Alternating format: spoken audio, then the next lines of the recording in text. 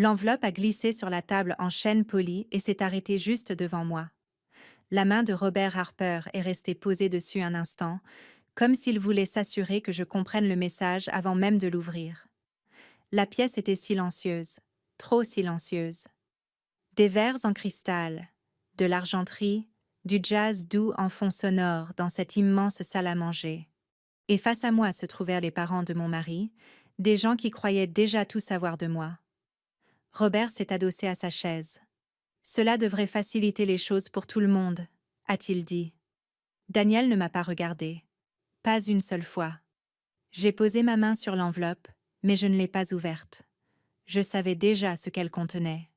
De l'argent. Une sortie discrète. Une façon polie de dire que je n'avais pas ma place dans cette famille. Ils pensaient que je n'étais qu'une soldate fauchée qui, d'une manière ou d'une autre, s'était mariée pour entrer dans leur monde. Ce qu'ils ignoraient, ce qu'aucun d'eux ne savait, c'était que mon père possédait 8 milliards de dollars d'actions dans l'entreprise même que dirigeait Robert Harper. Et ce dîner, celui où ils ont essayé de m'acheter, a été le moment où tout a finalement éclaté au grand jour. Mais pour comprendre comment nous en sommes arrivés là, il faut remonter quelques années en arrière. Avant que cette enveloppe ne touche la table, à l'époque où Daniel Harper a rencontré pour la première fois la fille pauvre qu'il pensait avoir épousée. Je m'appelle Emily Carter. J'ai 35 ans et je suis officière de logistique dans l'armée américaine. Ces 3 dernières années, j'ai été affectée juste à côté de Fort Belvoir, en Virginie. Si vous passiez devant mon immeuble, vous n'y prêteriez pas attention. Façade en briques, petit balcon, un parking rempli de Honda, de Ford et de quelques pick-up. Rien d'extravagant. À l'intérieur de chez moi, vous trouveriez la même chose. Des meubles simples, une table à manger d'occasion, un canapé que j'ai acheté à une famille de militaires qui déménageait au Texas. J'ai toujours vécu ainsi. Cela vient en partie de l'armée, et en partie de la façon dont j'ai été élevée. Mon père disait souvent, « Si tu ne peux pas être à l'aise sans argent, tu ne le seras jamais avec. » Il en connaissait un rayon sur l'argent, mais j'y reviendrai plus tard. Daniel et moi nous sommes rencontrés il y a 4 ans dans l'endroit le plus ordinaire qui soit, un café à Alexandria. C'était un après-midi pluvieux à la fin octobre. Je venais de terminer une longue réunion de coordination des approvisionnements au Pentagone et je m'étais arrêtée pour prendre un café avant de retourner à la base. L'endroit était bondé, toutes les tables étaient occupées. J'ai remarqué l'homme assis à la table du coin parce qu'il semblait complètement à part dans ce petit café de quartier. Costume sombre, montre hors de prix, mallette en cuir. Le genre homme d'affaires. Il a levé les yeux quand je suis passée. « Excusez-moi », a-t-il dit. « Si vous cherchez une place, vous pouvez partager celle-ci. » J'ai hésité une seconde. Puis j'ai haussé les épaules et je me suis assise. Nous avons commencé à parler comme le font parfois les inconnus quand il n'y a rien d'autre à faire. Le temps, la circulation, le travail. Il a posé des questions sur l'uniforme plié sur le dossier de ma chaise. « Vous êtes dans l'armée » a-t-il demandé. « La logistique » lui ai-je répondu. Il a hoché la tête, l'air impressionné. Puis, il s'est présenté. Daniel Harper.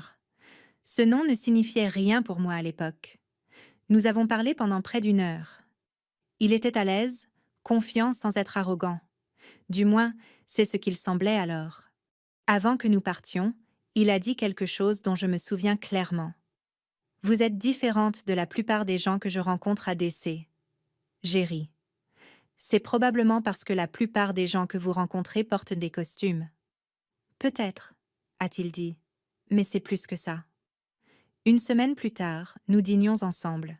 3 mois après cela, nous nous voyions régulièrement. Daniel travaillait comme avocat d'affaires. Son cabinet gérait des contrats et des fusions pour de grandes entreprises sur toute la côte Est. Il faisait de longues journées, mais il trouvait toujours du temps pour moi, du moins au début. Un soir, environ 6 mois après le début de notre relation, il m'a parlé de sa famille. « Mon père dirige Harper Industrial », a-t-il dit d'un ton désinvolte. J'ai hoché la tête comme si ce n'était qu'une entreprise parmi d'autres. Mais plus tard cette nuit-là, la curiosité a pris le dessus. J'ai fait des recherches. Harper Industrial était un géant de la fabrication. matériaux de construction, équipements d'infrastructure, distribution d'acier dans la moitié du pays, des milliards de revenus annuels, une entreprise familiale, et Daniel Harper était le fils du PDG. La fois suivante où nous nous sommes vus, il semblait un peu nerveux. « Tu as probablement cherché mon nom de famille sur Internet ?» a-t-il dit. « C'est vrai, ai-je admis. » Il a attendu, comme s'il s'attendait à ce que mon comportement change. Ça n'a pas été le cas. Cela l'a surpris. La plupart des gens, j'imagine, réagissaient différemment lorsqu'ils apprenaient qu'ils fréquentaient quelqu'un de riche. Mais l'argent ne m'a jamais beaucoup impressionné. Cela vient de la façon dont j'ai grandi. Mon père, Richard Carter, a commencé comme entrepreneur en bâtiment dans le Maryland. Quand j'ai terminé l'université, il avait déjà revendu plusieurs entreprises florissantes. Il vivait confortablement, mais vous ne l'auriez jamais deviné en le rencontrant.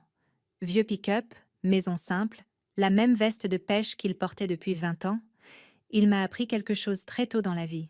« Ne montre jamais ce que tu possèdes », m'a-t-il dit. « Laisse d'abord les gens te montrer qui ils sont. » Alors, quand Daniel a supposé que je venais d'un milieu modeste, je ne l'ai jamais corrigé. Ce n'était pas vraiment un mensonge. J'avais grandi modestement. Nous avions juste fait de bons investissements en cours de route. La première fois que Daniel a vu mon appartement, il a regardé autour de lui avec une légère surprise. « Tu ne vis pas vraiment comme quelqu'un de décès, » a-t-il dit. « Et qu'est-ce que ça veut dire ?» « Je veux dire, la plupart des gens ici essaient d'en mettre un peu plein la vue. » J'ai haussé les épaules. « Je suis dans l'armée. Frimer ne fait pas vraiment partie de la culture. » Il a souri. « J'aime ça. » Au fil du temps, j'ai cependant remarqué quelque chose. Daniel aimait l'idée que je ne sois pas issu d'une famille riche. Il aimait être celui qui réussit, celui qui pourvoit aux besoins, l'homme avec le plus grand avenir. Et je l'ai laissé y croire. Non pas parce que je voulais le tromper, mais parce que je voulais savoir quelque chose d'important. Me traiterait-il toujours de la même manière s'il pensait que je n'avais rien d'autre à offrir que moi-même? Pendant longtemps, la réponse a semblé être oui. Nous nous sommes mariés 2 ans après notre rencontre. Une petite cérémonie en Virginie. Juste quelques amis. Mon père y a assisté, bien sûr. Daniel a supposé qu'il était un entrepreneur à la retraite. Papa ne l'a pas corrigé. Il a juste serré la main de Daniel et a dit « Prends soin de ma fille ». Daniel a promis de le faire. Pendant un temps, tout a semblé stable, normal. Mais les familles ont le don de tester la solidité d'un mariage. Et environ 1 an après notre mariage, Daniel a dit quelque chose un soir qui a déclenché toute cette histoire. « Émilie, » a-t-il dit, « mes parents veulent te rencontrer. » J'ai levé les yeux de la table de la cuisine. Ils ne m'ont pas encore rencontrée. Ils ont voyagé, a-t-il dit rapidement.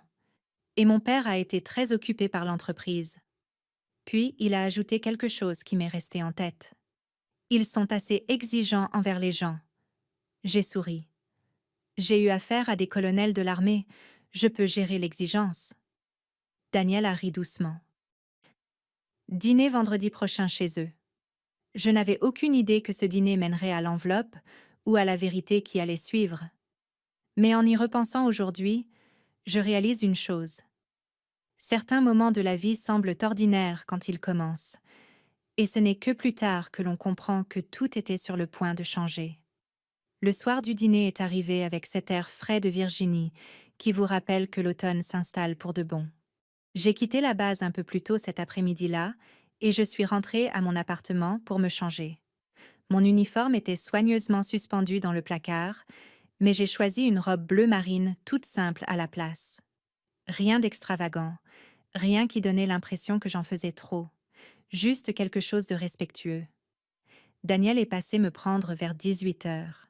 Sa voiture, une Mercedes gris foncé, s'est garée sur le parking comme d'habitude, silencieuse et rutilante face à la rangée de berlines ordinaires.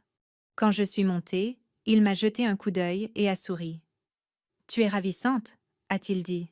« Merci. » Il a ajusté sa cravate dans le rétroviseur.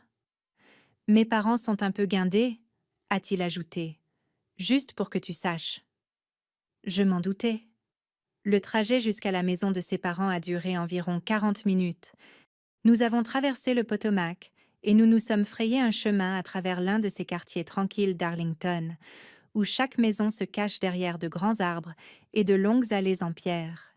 Quand Daniel a tourné dans leur rue, les maisons sont devenues de plus en plus grandes jusqu'à ce que nous nous garions finalement devant ce qui ne pouvait être décrit que comme un domaine. La maison des Harper était en retrait de la route, derrière une allée courbe et un portail en fer. De grandes colonnes blanches encadraient le porche d'entrée, et des lumières douces éclairèrent la pelouse parfaitement taillée. Cela ressemblait moins à une maison qu'à un endroit où les sénateurs organisaient des collectes de fonds privés. Daniel s'est garé près des marches de l'entrée. « Ça va » a-t-il demandé. J'ai souri. « On m'a déjà tiré dessus. Je pense que je peux gérer un dîner. » Il a ri. « C'est pas faux. » L'intérieur de la maison correspondait exactement à ce que l'on attend d'une famille dirigeant une entreprise de plusieurs milliards de dollars. Du parquet en bois dur poli, des tableaux sur les murs qui semblaient avoir leur place dans un musée. Des meubles qui coûtaient probablement plus cher que tout mon appartement. Une femme d'une soixantaine d'années est entrée dans le hall. Margaret Harper. Grande, posture parfaite, des cheveux argentés coiffés avec soin au-dessus d'un visage calme, mais observateur. Elle m'a jaugé d'un seul regard. « Émilie » a-t-elle dit poliment. Sa voix était douce, travaillée. Pas chaleureuse, mais pas ouvertement froide non plus. « Ravie de vous rencontrer enfin, ai-je dit. Elle a tendu la main. Sa poignée était ferme, mais brève. « Daniel nous a dit que vous serviez dans l'armée. »« Oui, madame. » Elle a hoché la tête une fois. « Choix de carrière intéressant. » Avant que je ne puisse répondre, une autre voix a retenti derrière elle. « Laisse la jeune fille entrer, Margaret. » Robert Harper est apparu. Il avait un peu plus de 70 ans. Il était grand et avait les épaules larges, même à son âge. Sa poignée de main était plus forte que ce à quoi je m'attendais. « Émilie, » a-t-il dit, « bienvenue. »« Merci, monsieur. » Il a fait un geste vers la salle à manger. « Le dîner est prêt. » La table était déjà dressée lorsque nous nous sommes assis. 4 assiettes, des verres en cristal. Un lustre diffusait une lumière chaude dans la pièce. Une gouvernante a servi discrètement le premier plat avant de disparaître à nouveau dans la cuisine.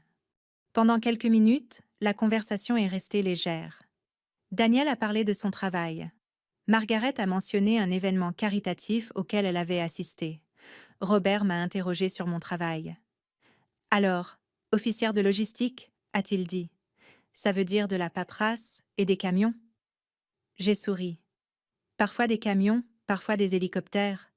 Ça dépend des semaines. » Il a hoché la tête lentement.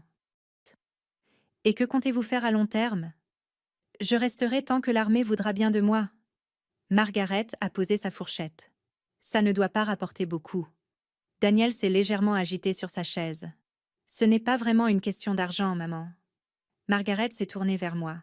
« Bien sûr que non, » a-t-elle dit. Son ton laissait entendre qu'elle n'y croyait pas vraiment. Robert s'est adossé. « Et avant l'armée ? » « L'université dans le Maryland, » ai-je répondu.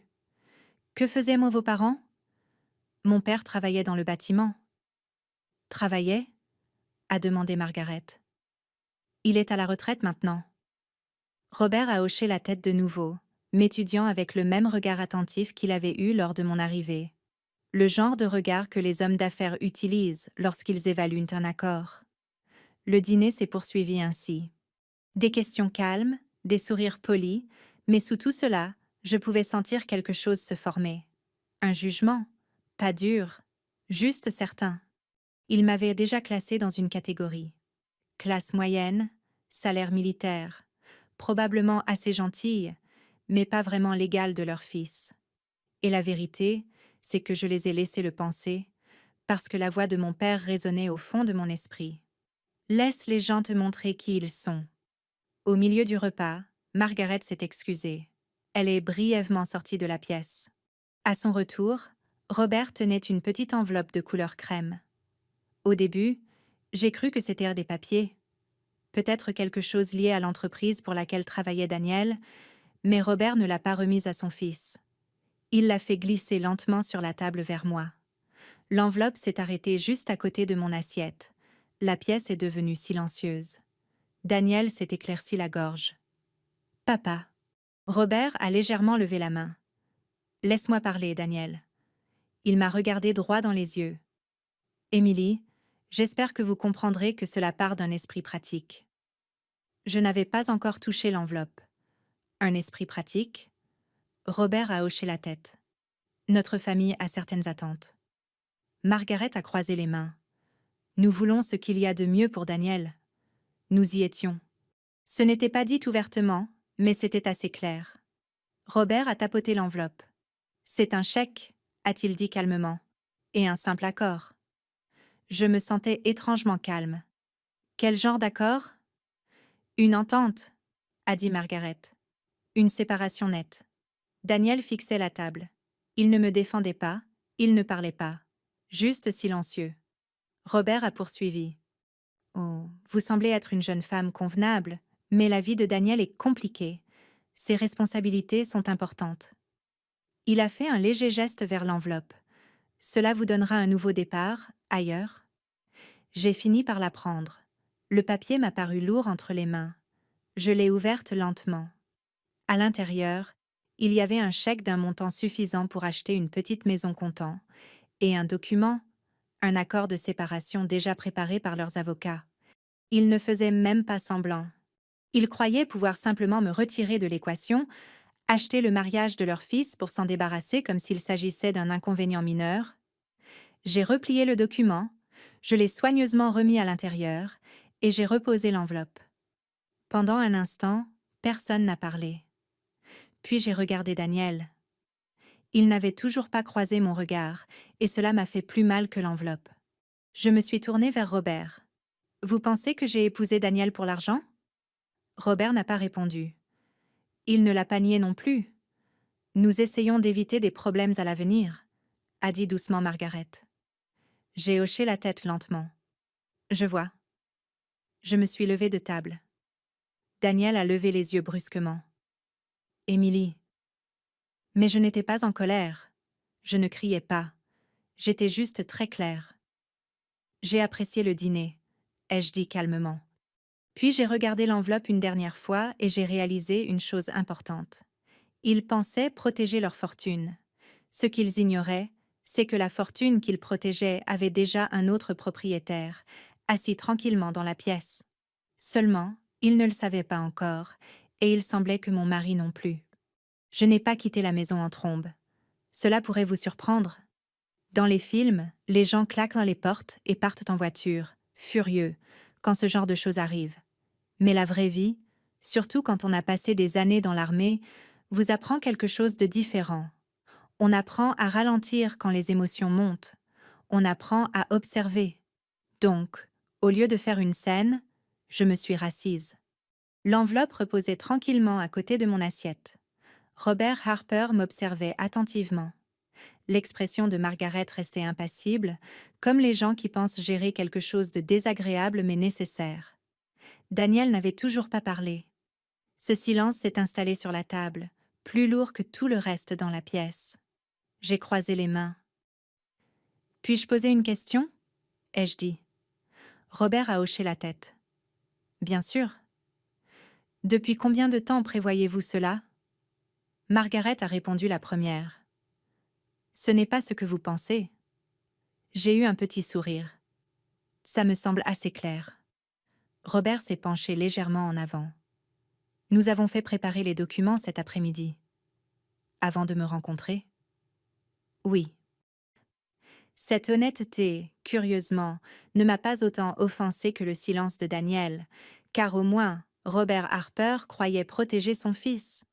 Daniel, de son côté, restait assis là, les yeux fixés sur la table. Je l'ai regardé. « Tu étais au courant ?» Il a hésité. « Ce n'est pas exactement... » « Tu le savais ?» ai-je répété. Il a soupiré et s'est frotté le front. « Mes parents s'inquiètent de ce genre de choses, » a-t-il dit doucement. « Quel genre de choses ?»« Les motivations. » J'ai laissé ce mot flotter dans l'air. « Les motivations. » Après un instant, J'ai hoché la tête lentement. Je comprends. Et la vérité, c'est que je comprenais. Quand des familles bâtissent quelque chose de grand, la richesse d'une entreprise, une réputation, elles en deviennent protectrices, méfiantes envers les étrangers, surtout quelqu'un comme moi, une officière de l'armée avec un appartement modeste et un passé qu'ils n'ont pas pris la peine d'approfondir. Mais quelque chose me dérangeait encore. Ni l'enveloppe, ni même le chèque. C'était la passivité de Daniel, assis là pendant que cela se produisait. Robert s'est éclairci la gorge. Vous n'avez pas à vous décider ce soir. J'ai repris l'enveloppe et je l'ai fait glisser à nouveau sur la table, droit vers lui. J'ai déjà décidé. Margaret a légèrement froncé les sourcils. Vous refusez? Oui. Les yeux de Robert se sont un peu plissés. Pourquoi? Parce que je n'ai pas épousé Daniel pour l'argent. Je me suis tournée vers mon mari. Je l'ai épousé parce que je croyais qu'il me respectait. Daniel a enfin levé les yeux. Je te respecte.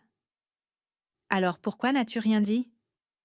Il a ouvert la bouche, puis l'a refermée. Et à cet instant, j'ai vu quelque chose que je n'avais pas pleinement remarqué auparavant.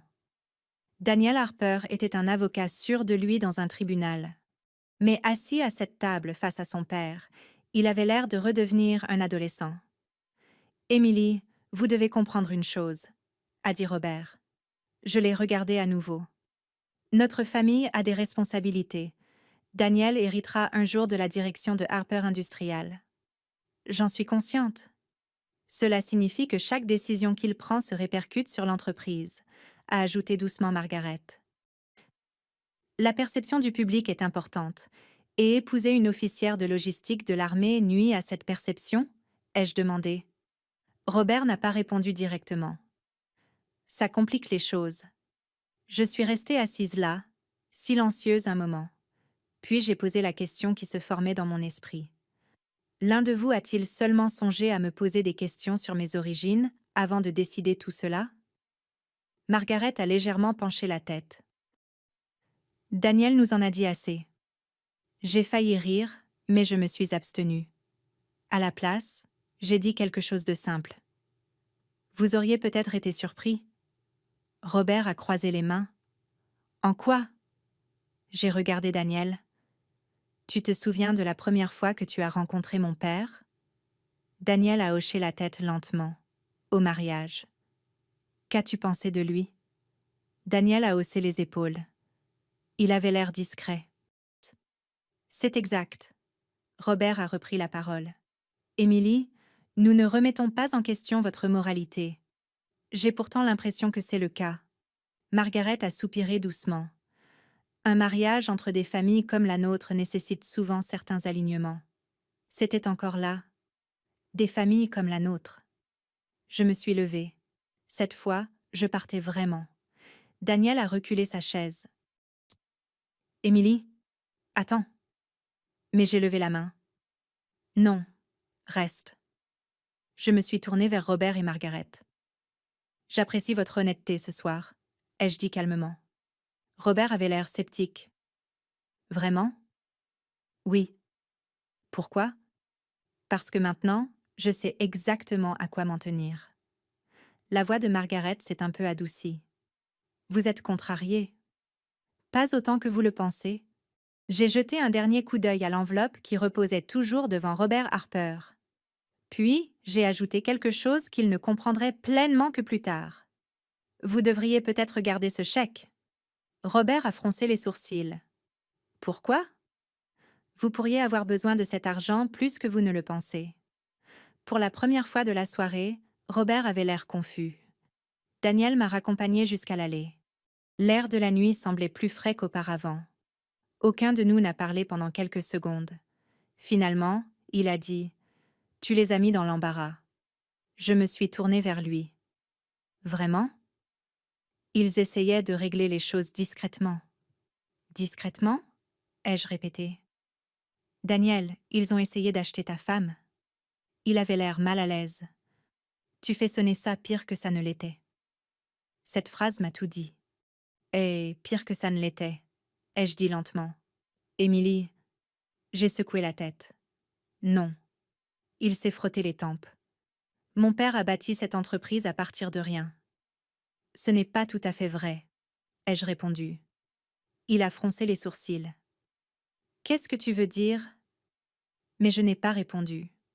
Parce que cette conversation n'était pas faite pour avoir lieu dans une allée en pleine nuit.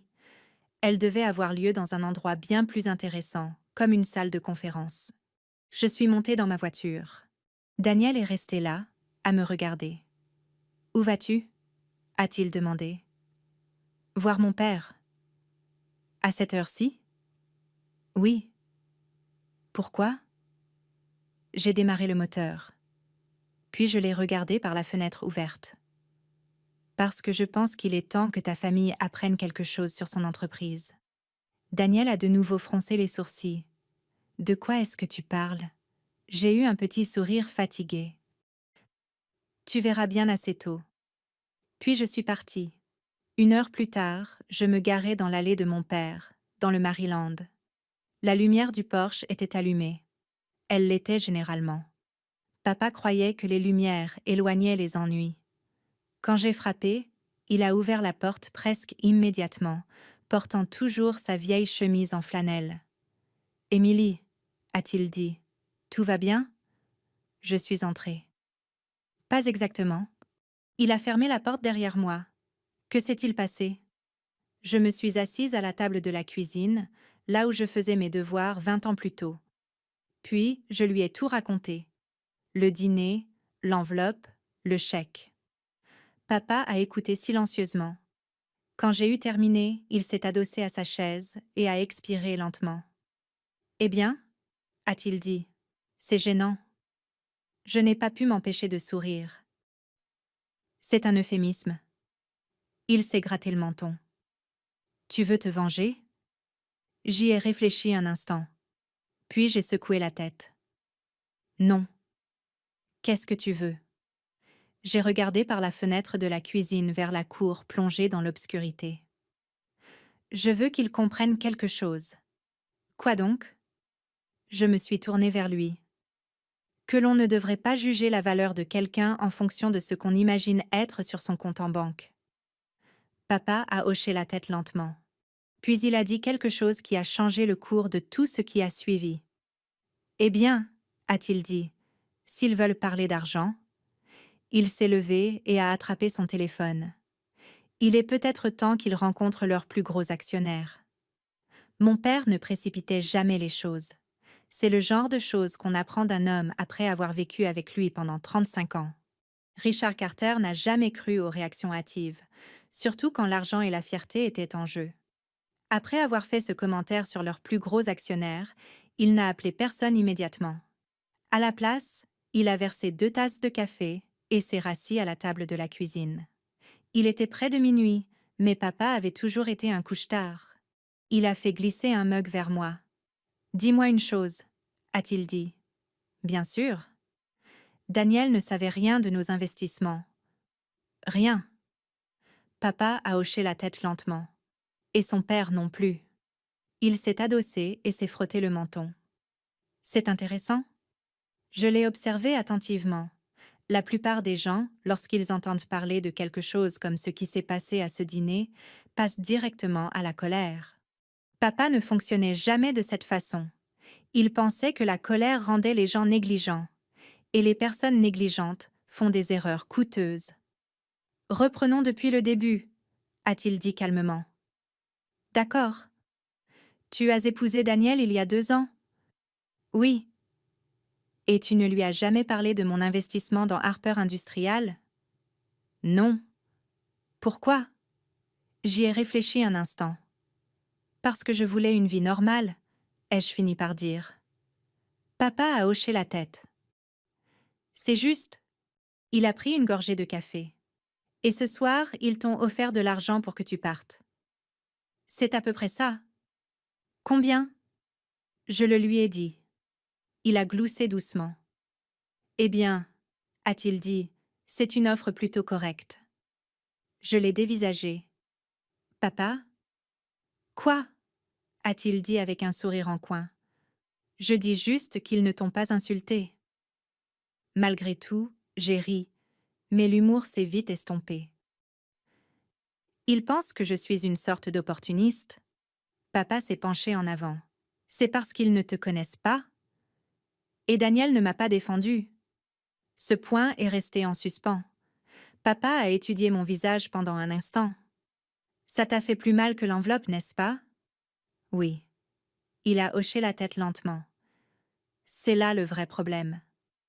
Nous sommes restés silencieux pendant quelques minutes, puis papa a dit quelque chose de réfléchi. Tu sais, Emily, je n'ai pas investi dans Harper Industrial pour Robert Harper. Non? Non? Il a posé son mug de café. J'ai investi parce qu'il y a 25 ans, l'entreprise avait de bons ingénieurs, des produits solides et une direction désastreuse. Ça me semble familier. Papa a souri. À l'époque, ils n'avaient pas besoin de capitaux discrets, le genre qui n'essaie pas de tout contrôler. Alors, tu as acheté des actions? Beaucoup d'actions? Combien exactement? Ai-je demandé. Papa a haussé les épaules avec désinvolture. Assez. Assez pourquoi? Il a mis la main dans un tiroir à côté de la table de la cuisine et en a sorti une fine chemise. À l'intérieur se trouvaient de vieux documents, des relevés d'investissement, des contrats d'achat d'actions. Il les a feuilletés jusqu'à trouver la page qu'il voulait, puis il l'a fait glisser sur la table vers moi. J'ai baissé les yeux. Même si j'étais au courant de l'investissement depuis des années, le chiffre m'a tout de même surprise. 8 milliards, ai-je dit doucement. Papa a hoché la tête. À peu de choses près selon le marché. Ce qui fait de toi le plus grand actionnaire individuel, a-t-il terminé. Robert Harper le sait-il? Non. Tu n'as jamais assisté à une réunion du conseil d'administration? Une fois, il y a longtemps, et ils m'ont oublié, plus ou moins. Cela paraissait incroyable, mais l'histoire des entreprises peut parfois être étrange à ce point. Les entreprises changent de direction, les actions circulent, et parfois les investisseurs discrets disparaissent à l'arrière-plan, jusqu'au jour où ils refont surface. Papa s'est de nouveau adossé. Alors maintenant, nous avons une question. Quelle question? Que veux-tu qu'il se passe ensuite?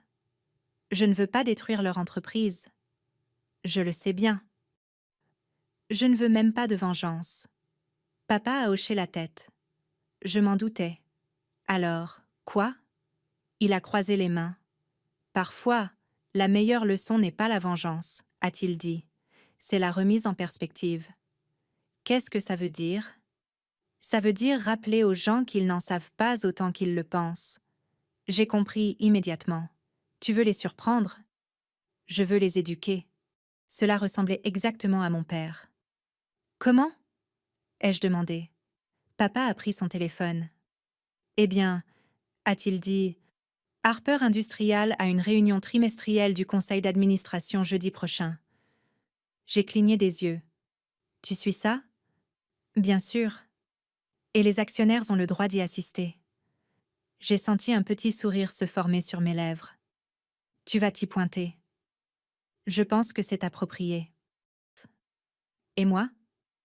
Papa m'a regardé d'un air pensif. Tu es la raison pour laquelle nous avons cette conversation. C'est vrai? Donc, tu devrais probablement venir, toi aussi. Pour dire quoi? Papa a eu un léger sourire. Rien, au début. Juste entrer. Oui. Et les laisser comprendre. Exactement. Je me suis adossée à ma chaise. Pour la première fois depuis le dîner, je me sentais de nouveau calme. Ni en colère, ni blessée, juste curieuse. Daniel va être sous le choc, ai-je dit. Papa a haussé les épaules. Parfois, les gens ont besoin d'un choc. Et si ça détruit mon mariage? Papa est resté silencieux un instant. Puis il a parlé doucement. Émilie, un mariage qui ne peut pas survivre à la vérité n'était probablement pas très solide au départ. C'était dur à entendre, mais c'était honnête. Et l'honnêteté a toujours été la seule chose que papa n'a jamais évitée. Le lendemain matin, je suis retournée à la base. La vie militaire a une drôle de façon de vous ramener sur terre. Pendant que les entreprises se disputent des milliards de dollars, les soldats ont toujours besoin de chaînes d'approvisionnement, de livraison de carburant et de planning de transport. À midi, je coordonnais les expéditions de matériel comme si rien d'inhabituel ne s'était produit la veille. Mais ce soir-là, mon téléphone a sonné. C'était Daniel. Émilie, a-t-il dit. Sa voix semblait fatiguée. Tu es toujours en colère? Je me suis calée au fond de mon canapé. À ton avis? Il a soupiré. Mes parents ne voulaient pas t'insulter. Ils m'ont offert de l'argent pour que je te quitte. Ils essayaient d'éviter des problèmes. Daniel, ai-je dit calmement. Le problème, ce n'était pas le chèque. Qu'est-ce que c'était? Toi. Il y a eu un long silence. Je ne savais pas quoi dire, a-t-il admis. Tu aurais pu dire que tu respectais ta femme. Je te respecte. Alors commence à le montrer. Un autre silence. Finalement, il a demandé doucement. Où es-tu allé hier soir? Voir mon père. Daniel a hésité. Comment a-t-il réagi? J'ai eu un léger sourire. Il était très intéressé. Intéressé? Oui. Pourquoi? J'ai regardé par la fenêtre vers le ciel sombre de Virginie. Parce qu'il possède une partie de l'entreprise de ta famille. Daniel a ri. Émilie, ce n'est pas drôle. Je ne plaisante pas. Une autre pause. Puis, il a dit lentement. De quoi est-ce que tu parles? Tu le découvriras jeudi prochain. Jeudi prochain? Oui. Qu'est-ce qui se passe ce jour-là? J'ai gardé une voix calme. Il y a une réunion du conseil d'administration, non? Comment le sais-tu? Mon père lit les rapports financiers. Daniel avait l'air confus. Bon, Émilie, qu'est-ce que tu essayes de dire exactement? Je lui ai répondu avec la vérité la plus simple que j'avais. Je dis que tes parents feraient bien de reconsidérer la façon dont ils traitent les gens. Puis j'ai raccroché. Le jeudi suivant n'était que dans 4 jours, mais quelque chose me disait que ça allait être 4 jours très longs pour la famille Harper. La salle du conseil se trouvait au dernier étage du siège de Harper Industrial, dans le centre de Washington, D.C. J'étais passé devant le bâtiment à de nombreuses reprises au fil des ans, sans y prêter beaucoup d'attention. C'était une grande tour de verre à quelques pâtés de maisons du National Mall, un de ces endroits où les décisions sur les contrats d'acier et les équipements de construction façonnaient discrètement des projets à travers le pays. Mais ce jeudi matin, j'ai garé ma voiture dans le parking des visiteurs et j'ai regardé le bâtiment d'un œil un peu différent, parce que, pour la première fois, je n'étais pas là en tant que femme de quelqu'un. J'étais là en tant que fille du plus gros actionnaire de l'entreprise. Mon père est arrivé quelques minutes plus tard, à sa manière habituelle, au volant de son vieux pick-up Ford. Il dénotait complètement dans le parking souterrain impeccable, entouré de berlines de luxe et de SUV noirs. Il est descendu, portant la même veste marron qu'il avait depuis des années.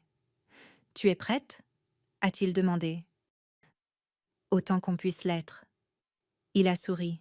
« Souviens-toi, nous ne sommes pas là pour nous battre. » Je sais. Nous sommes là pour rappeler aux gens comment le monde fonctionne réellement. Nous nous sommes dirigés vers l'ascenseur ensemble. À l'intérieur, quelques cadres se tenaient debout, examinant tranquillement des dossiers. L'un d'eux a jeté un œil aux clés de pick-up dans la main de papa, puis à sa veste usée. Ce regard m'était familier. Les gens font des suppositions très vite, mais papa n'avait pas l'air de s'en rendre compte. Ou peut-être qu'il s'en fichait tout simplement. Les portes de l'ascenseur se sont ouvertes sur l'étage de la direction. Une réceptionniste a levé les yeux de son bureau. « Bonjour, puis-je vous aider ?» Papa lui a fait un sourire poli. « Oui, madame. Richard Carter. Je suis ici pour la réunion du conseil. » Elle a tapé quelque chose sur son ordinateur, puis s'est arrêtée. Ses sourcils se sont légèrement haussés. « Monsieur Carter, un instant s'il vous plaît. » Elle a décroché le téléphone. Je l'ai entendu dire doucement. « Monsieur Harper, il y a un monsieur Richard Carter ici pour assister à la réunion. » Il y a eu un long silence. Puis, elle a lentement reposé le combiné. Vous pouvez entrer, monsieur. Les portes de la salle du conseil étaient déjà entr'ouvertes. À l'intérieur, une douzaine de personnes étaient assises autour d'une longue table polie. Robert Harper se tenait à l'autre bout, parlant à un groupe de directeurs. Daniel était assis au milieu de la table avec une pile de documents juridiques. Au moment où nous sommes entrés dans la pièce, quelque chose a changé. La conversation s'est arrêtée. Robert Harper s'est tourné vers la porte. Pendant une seconde, il n'a pas reconnu mon père. Puis, l'avocat de l'entreprise s'est penché et lui a chuchoté quelque chose à l'oreille. J'ai observé attentivement le visage de Robert Harper. Confusion, reconnaissance, puis quelque chose de très proche du choc. Monsieur Carter, a-t-il dit lentement. Papa a hoché la tête poliment. Bonjour. Robert m'a jeté un coup d'œil. Son expression s'est crispée. Émilie. Personne d'autre n'a parlé dans la pièce. Papa a marché calmement jusqu'à la table et a posé un dossier devant l'un des sièges vides. Je crois que les actionnaires sont les bienvenus pour observer. L'avocat s'est rapidement éclairci la gorge. Oui, bien sûr. Monsieur Carter figure sur la liste des actionnaires principaux. Plusieurs membres du conseil d'administration ont regardé tour à tour Robert et mon père. L'un d'eux a fini par poser la question évidente. Robert, vous n'aviez pas mentionné que Monsieur Carter serait présent. Robert n'a pas répondu immédiatement. Papa a tiré une chaise et s'est assis. J'ai pris la place à côté de lui. De l'autre côté de la table, Daniel avait l'air de quelqu'un à qui l'on venait de retirer le sol sous les pieds. Émilie, a-t-il dit doucement, mais je me suis contenté de hocher la tête poliment. Robert a fini par retrouver sa voix. Monsieur Carter, a-t-il dit, c'est inattendu. Papa a croisé les mains. J'imagine que ça l'est. Vous n'avez pas assisté à une réunion depuis des années. C'est exact. Robert a forcé un petit sourire. Eh bien, nous sommes toujours ravis lorsque les actionnaires s'intéressent à l'entreprise. L'avocat s'est de nouveau éclairci la gorge. Pour mémoire, a-t-il dit prudemment, Monsieur Carter détient actuellement environ 8 milliards de dollars en actions Harper Industrial. Ce chiffre a résonné dans la pièce comme un verre qui se brise. Plusieurs membres du conseil se sont redressés sur leur siège. Quelqu'un a chuchoté « 8 milliards ». Un autre directeur a regardé Robert avec une surprise évidente. « Vous n'aviez jamais mentionné cela ». La mâchoire de Robert s'est contractée. Daniel me dévisageait toujours. « Émilie » a-t-il répété. J'ai enfin pris la parole. « Bonjour, Daniel. »« Pourquoi ne me l'as-tu pas dit ?» Papa a répondu calmement avant que je ne le puisse. « Ma fille préfère que les gens la connaissent avant de connaître son compte en banque. » Personne n'a ri, parce que tout le monde en avait compris le sens. Robert s'est penché lentement en avant. « Vous êtes en train de dire qu'Émilie est votre fille ?»« Oui. »« Et vous possédez le Carter Construction Group qui a investi dans l'entreprise il y a des années ?»« C'est exact. » La voix de Robert s'est faite plus basse. « Vous n'avez jamais divulgué votre lien de parenté à mon fils. » Papa a légèrement haussé les épaules. Personne n'a posé la question. La pièce était maintenant complètement silencieuse. Chaque cadre présent avait compris exactement ce qui s'était passé. Robert Harper avait essayé d'acheter la fille du plus grand actionnaire de son entreprise, et il l'avait fait sans même le savoir. Daniel a finalement repris la parole. « Émilie, je ne comprends pas. » Je l'ai regardée calmement. « Tu te souviens du dîner vendredi dernier ?» Son visage a pâli. « L'enveloppe, » a-t-il dit. Papa a regardé Robert. « L'enveloppe. » L'expression de Robert s'est durcie. « C'était une affaire de famille privée. » Papa a hoché la tête lentement. « J'en suis sûre. » Il a ouvert le dossier devant lui. « Je ne suis pas ici pour interférer avec les opérations de l'entreprise, » a-t-il continué. « J'ai toujours pensé que Harper Industrial était bien géré. » Robert a semblé soulagé de l'entendre, mais papa a ajouté calmement « En revanche, je suis très intéressé par la façon dont les personnes liées à cette entreprise traitent les autres. » Plusieurs membres du conseil ont échangé des regards. Papa a continué à parler du même ton calme. « Surtout quand ces personnes supposent que quelqu'un n'a rien, Robert n'a rien dit. Daniel a baissé les yeux vers la table. Et pour la première fois depuis ce dîner, l'équilibre des forces dans la pièce avait complètement basculé. Pas de cris, pas de menaces, juste la vérité. Et parfois, la vérité est plus retentissante que tout le reste. Papa a fermé le dossier. Bien, a-t-il dit. Allons-nous commencer la réunion? La réunion du conseil a suivi son cours, mais elle n'avait plus rien d'une réunion normale. On pouvait le sentir dans la pièce. Les cadres qui étaient entrés ce matin-là en s'attendant à une discussion trimestrielle de routine se tenaient là maintenant un peu plus droit, parlaient avec un peu plus de prudence et jetaient de temps en temps un coup d'œil à l'homme silencieux dans sa veste marron usée au bout de la table. Mon père n'a pas interrompu la discussion. Il n'a critiqué personne. Il a simplement écouté. Et d'une certaine manière, cela a rendu tout le monde encore plus mal à l'aise. Car lorsqu'une personne possédant 8 milliards de dollars d'actions choisit de garder le silence, les gens se demandent naturellement ce qu'elle pense. La réunion a duré près de 2 heures. Prévision de production, contrat d'infrastructure dans le Midwest, augmentation des coûts de la chaîne d'approvisionnement en raison du prix du carburant. Des affaires courantes, mais en dessous de tout ça, l'attention n'a jamais tout à fait quitté la pièce. Robert Harper a parlé moins que d'habitude. Daniel n'a pratiquement pas ouvert la bouche. Lorsque la réunion s'est enfin terminée, les membres du conseil ont commencé à rassembler leurs dossiers. Plusieurs d'entre eux se sont approchés de mon père. Un directeur plus âgé lui a serré la main. Monsieur Carter, a-t-il dit chaleureusement. Je me souviens de l'époque où vous avez investi dans l'entreprise pour la première fois. C'est un plaisir de vous revoir. Papa a souri poliment. J'ai toujours cru que cette entreprise avait un fort potentiel. Un autre membre du conseil a ajouté « Votre soutien au cours de ces premières années a aidé à stabiliser les choses. » Robert se tenait à proximité, disant très peu de choses. Finalement, la pièce s'est vidée. Il ne restait plus que nous 4. Robert, Daniel, mon père et moi.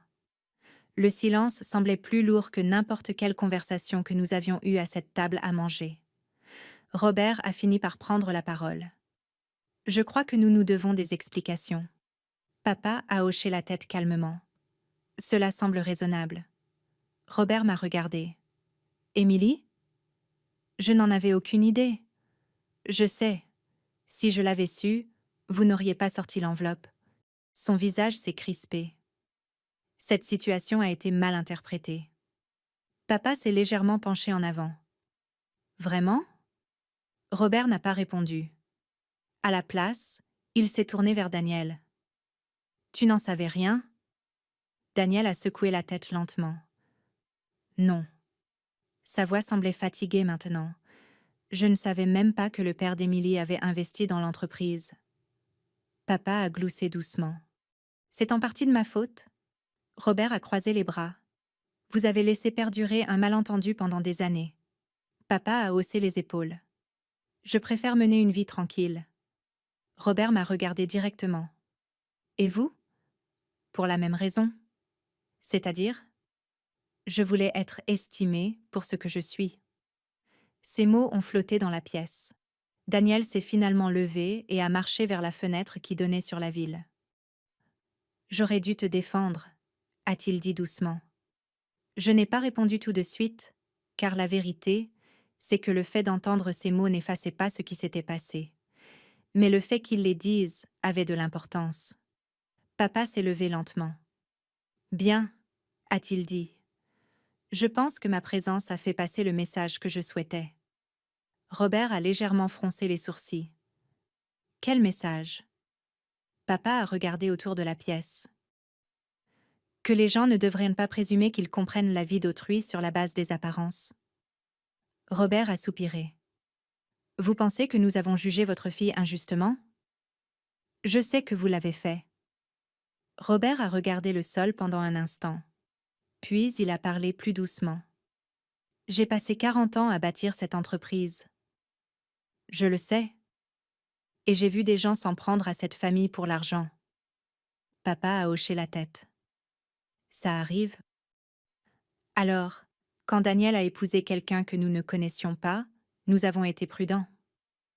La prudence, c'est très bien, a dit papa.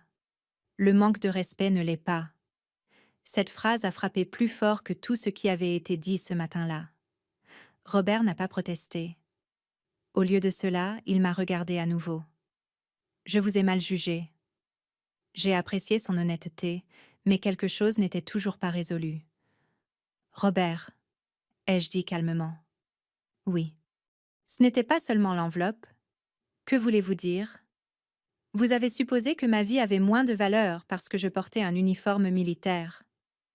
Il a ouvert la bouche pour répondre, mais il s'est arrêté, parce qu'il savait que c'était vrai. Margaret Harper n'était pas là ce matin-là, mais ces mots de l'autre soir résonnaient dans ma mémoire. Ça ne doit pas rapporter beaucoup. Papa s'est placé à côté de moi. Ma fille a choisi de servir son pays, a-t-il dit doucement. Je considère que c'est un accomplissement bien plus grand que de diriger une entreprise de fabrication. Personne ne l'a contredit là-dessus non plus. Daniel s'est finalement détourné de la fenêtre. J'ai fait une erreur, a-t-il dit. Il me regardait droit dans les yeux maintenant. J'ai laissé mes parents contrôler une situation qui aurait dû être la mienne. Oui, ai-je dit. Tu as raison. Il a fait quelques pas pour se rapprocher. Je suis désolée. La pièce est restée silencieuse. Papa a regardé sa montre. Eh bien, a-t-il dit avec douceur, il faut que j'y aille. Robert avait l'air surpris. Vous partez déjà? Je n'ai jamais aimé les longues réunions. Il a serré la main de Robert. J'espère que Harper Industrial continuera à prospérer. Robert a hoché la tête. Ce sera le cas. Puis papa s'est tourné vers Daniel. Il l'a étudié attentivement pendant un instant. Tu aimes ma fille? A-t-il demandé. Daniel n'a pas hésité cette fois. Oui. Papa a hoché la tête. Alors prouve-le. Sur ce, il s'est dirigé vers la porte. Je l'ai suivi dans le couloir. Les portes de l'ascenseur se sont refermées derrière nous. Pendant quelques secondes, aucun de nous n'a parlé. Finalement, papa m'a regardé. Comment tu te sens? J'y ai réfléchi. Fatigué, ai-je répondu. C'est compréhensible. Penses-tu qu'ils ont appris quelque chose? Papa a eu un léger sourire. Oh, oui, mais apprendre quelque chose et changer sont deux choses différentes. Nous sommes sortis dans le parking. Papa s'est dirigé vers son pick-up. Tu retournes à la base? A-t-il demandé. Plus tard. Il a ouvert la porte de son pick-up. Qu'est-ce que tu vas faire maintenant? J'ai jeté un coup d'œil en arrière vers l'ascenseur. Daniel et moi devons parler. Papa a hoché la tête. C'est la partie difficile. Il est monté dans son pick-up. Avant de démarrer le moteur, il a ajouté une dernière chose. N'oublie pas une chose, Émilie. Quoi? L'argent révèle le caractère. Il a fait une pause. Mais le pardon révèle la sagesse. Je suis restée là à regarder son pick-up s'éloigner. À l'étage, Daniel Harper m'attendait, et la véritable décision concernant notre avenir était encore devant nous. Daniel se tenait toujours près de la fenêtre quand je suis retournée dans la salle du conseil. La ville s'étendait derrière lui à travers les hauts panneaux de verre, les monuments de Washington au loin, la circulation qui avançait lentement le long de Constitution Avenue. C'était le genre de vue que les employés des grands sièges sociaux aiment admirer, un rappel de pouvoir et de proximité. Mais Daniel ne regardait pas la vue. Il fixait le sol. En entendant la porte se fermer, il s'est retourné. Pour la première fois depuis que tout cela avait commencé, l'assurance que j'avais l'habitude de voir en lui n'était plus là. Juste de l'honnêteté. « Je te dois plus que des excuses », a-t-il dit. J'ai tiré l'une des chaises et je me suis rassise. « Alors commence par la vérité. » Il a hoché la tête. « La vérité, c'est que j'ai eu peur. » De quoi? De mes parents, de l'entreprise, des attentes qui l'accompagnent. Il a eu un petit sourire amer. Quand on grandit dans une famille comme la mienne, tout tourne autour de la protection de ce qui a été bâti. J'ai écouté en silence. Quelque part en cours de route, a-t-il poursuivi, j'ai commencé à penser comme eux, à évaluer les gens en fonction de leurs origines, de ce qu'ils gagnaient, de ce qu'ils pouvaient apporter au nom de la famille. Et moi? Tu étais la seule personne qui se fichait de tout ça. Il a secoué la tête lentement. J'aurais dû te défendre à ce dîner, au moment même où cette enveloppe a touché la table. Oui, ai-je dit. Tu aurais dû. Le silence qui a suivi n'était pas hostile, simplement honnête. Daniel a tiré la chaise en face de moi et s'est assis. Tu me quittes? A-t-il demandé. Cette question a plané entre nous plus longtemps que n'importe quelle autre. Je ne sais pas, ai-je fini par répondre. C'est de bonne guerre. Il s'est adossé et s'est frotté les mains. Tu sais ce qui est étrange? A-t-il dit. Quoi? Quand mon père a lancé l'entreprise, il ressemblait beaucoup à ton père. Ah oui? Il conduisait un vieux pick-up, faisait des journées de 12 heures, traitait tout le monde de la même manière, qu'il s'agisse d'un entrepreneur ou d'un client. Qu'est-ce qui a changé? Daniel a soupiré. Le succès. J'y ai réfléchi. Le succès a tendance à changer les gens petit à petit s'ils n'y prennent pas garde. Parfois, il donne de l'assurance. Parfois, il érige des murs. Mon père n'a jamais laissé l'argent le changer, ai-je dit. Daniel a hoché la tête. Je l'ai remarqué. Nous sommes restés assis là, en silence, pendant un moment. Puis il a dit quelque chose d'inattendu. Je quitte le cabinet. J'ai levé les yeux. Quoi? J'ai démissionné ce matin. Pourquoi? Parce que j'ai réalisé quelque chose après que tu as quitté la maison vendredi soir. Il s'est penché légèrement en avant. J'ai passé toute ma carrière à protéger des contrats, à protéger des actifs, à protéger les intérêts d'entreprise, et j'ai oublié comment protéger la personne qui comptait le plus.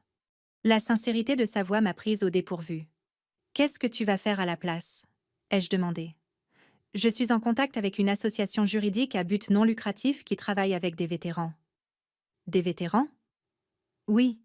Ils aident les anciens militaires à gérer les demandes d'invalidité, les litiges en matière de logement, les problèmes d'emploi.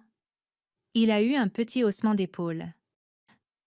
Il s'avère qu'il y a beaucoup de soldats qui ont plus besoin d'avocats que les grandes entreprises. Pour la première fois depuis le dîner chez ses parents, j'ai senti quelque chose se desserrer dans ma poitrine. Tu laisserais tout ça derrière toi? L'argent? Oui. Il a eu un faible sourire. Je crois que j'ai pris assez de décisions dictées par l'argent pour ma part. J'ai regardé par la fenêtre un instant. Les mots de mon père me sont revenus. L'argent révèle le caractère. Le pardon révèle la sagesse. Daniel, ai-je dit doucement. Oui. Je n'ai pas caché l'investissement de mon père pour te tester. Alors pourquoi? Parce que je voulais vivre une vie qui me paraisse authentique. Il a hoché la tête. Je le comprends maintenant. Mais le comprendre maintenant n'efface pas ce qui s'est passé. Je sais. Nous sommes restés là 1 minute de plus. Puis Daniel a dit quelque chose de simple. Je suis prêt à reconstruire. J'ai étudié son visage attentivement. L'âge a le don de vous apprendre une chose importante. Les gens révèlent qui ils sont, non pas par ce qu'ils promettent, mais par ce qu'ils changent. Tu vas devoir regagner ma confiance, ai-je dit. Cela me semble juste. Ça pourrait prendre du temps. J'ai le temps. Cette réponse semblait solide, et pour la première fois depuis des jours, je l'ai crue. Plus tard dans la soirée, nous sommes sortis du bâtiment ensemble. L'air à l'extérieur avait retrouvé cette fraîcheur de début d'automne. Le même genre de soirée qui avait déclenché toute cette histoire. Daniel s'est arrêté à côté de ma voiture. Alors, qu'est-ce qui se passe maintenant? A-t-il demandé. Maintenant, ai-je répondu, nous retournons vivre comme des gens normaux. Il a souri. C'est peut-être plus difficile qu'il n'y paraît. Peut-être. Puis j'ai ajouté quelque chose dont je savais que mon père l'apprécierait. Mais c'est probablement la seule façon pour qu'un mariage fonctionne. Quelques semaines plus tard, Daniel et moi avons pris la route pour rendre visite à mon père. Papa était assis sous son porche quand nous sommes arrivés, sirotant un café et regardant le soleil se coucher sur les arbres. Il a levé les yeux pendant que nous marchions vers lui. Eh bien, a-t-il dit avec un grand sourire, on dirait que vous vous parlez toujours tous les deux. Daniel a ri nerveusement.